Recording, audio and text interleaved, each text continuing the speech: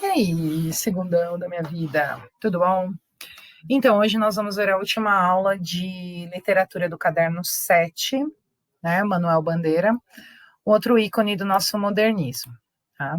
Então, aqui tem uma foto dele, né, ele viveu de 1886 a 1968, e ele passou pelas 3 fases do modernismo. A primeira, que é a Semana de Arte Moderna, a segunda, né, que é a segunda geração modernista, que aí já começou meio que a questionar a primeira, e a terceira, a segunda geração modernista é considerada a geração de 30, e a terceira a partir de 1945, né, que acabou mudando um pouquinho, retomando algumas coisas, mas continuou, né, com algumas características modernas, como a vida cotidiana do ser humano, principalmente do brasileiro, tá?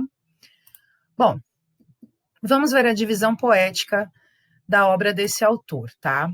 Então, a gente tem poemas pós-simbolistas com alguma liberdade formal, como o exemplo nós temos A Cinza das Horas, Carnaval, né? Opa! Então, olha só, então, assim, alguma liberdade formal, quer dizer, um é de 1917, outro é de 1919, primeira fase modernista, mas ele não foi um autor que ele mudou completamente o seu estilo, assim, ou então falou não para todas as coisas formais de uma vez só, tá? Ele, né, se libertou um pouquinho daquelas características parnasianas que estavam presentes na literatura, mas não 100%, tá bom?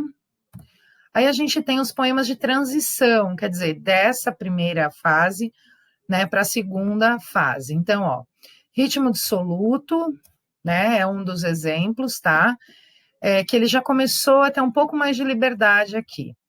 Aí, poemas da iconoclastia modernista, a gente tem Libertinagem, de 1930, segunda fase modernista. Esse livro também é bem solicitado nos exames vestibulares, tá bom? E a gente tem Estrela da Manhã, que é bem interessante, de 1936. É um livro bem legal, acho que de toda a obra dele, Estrela da Manhã tá bem mais, assim, ao meu gosto, pelo menos, tá bom? Aí vai de cada um, né? Aí a gente tem Ixi, foi ao contrário, mas tudo bem. Poemas da maturidade, tá? Então, poemas da maturidade, nós temos alguns aqui. Lira dos 50 anos, de 1940, Belo Belo, de 1948, Mafuá, do Malungo, de 48 também, Opus 10, de 52, Estrela da Tarde, de 60, Estrela da Vida Inteira, de 66. Gente, esses poemas já estão na terceira fase, né, da segunda para a terceira fase modernista, então, ele já tem uma liberdade bem maior nos seus poemas. Mas, assim, sempre ele vai, né, falar sobre alguma coisa relacionada à sociedade humana, tá bom? Bom, os temas principais da iconoclastia modernista. A iminência da morte, tá? Então, assim, né, lembra aquela história do Carpe Diem, né, que a vida é curta, a única certeza que nós temos é a morte e tal. Isso acabou ficando aqui para o modernismo também, tá? A própria produção poética, né, a metalinguagem, a poesia que explica a poesia. O cotidiano urbano, né, principalmente das grandes metrópoles, São Paulo e Rio de Janeiro, e as lembranças da infância, da família e de Recife, que a mitologia pessoal, ele fala muito, né, dessas lembranças da infância dele na sua obra, tá? Características estilísticas significativas, versos livres, né, sem métrica, né, muitas vezes sem rima, poemas em prosa, né, colocalidade da linguagem, né, linguagem bem facinho, presença de falas em discurso direto dentro dos poemas, tá?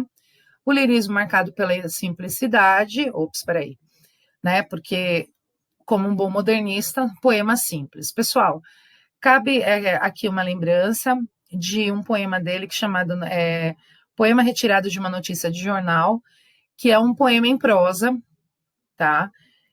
Que conta uma notícia policial de um jornal, bem interessante, né? Vale a pena dar uma pesquisada, tá? Então, agora vocês vão fazer os exercícios no Maestro. Bom trabalho e até a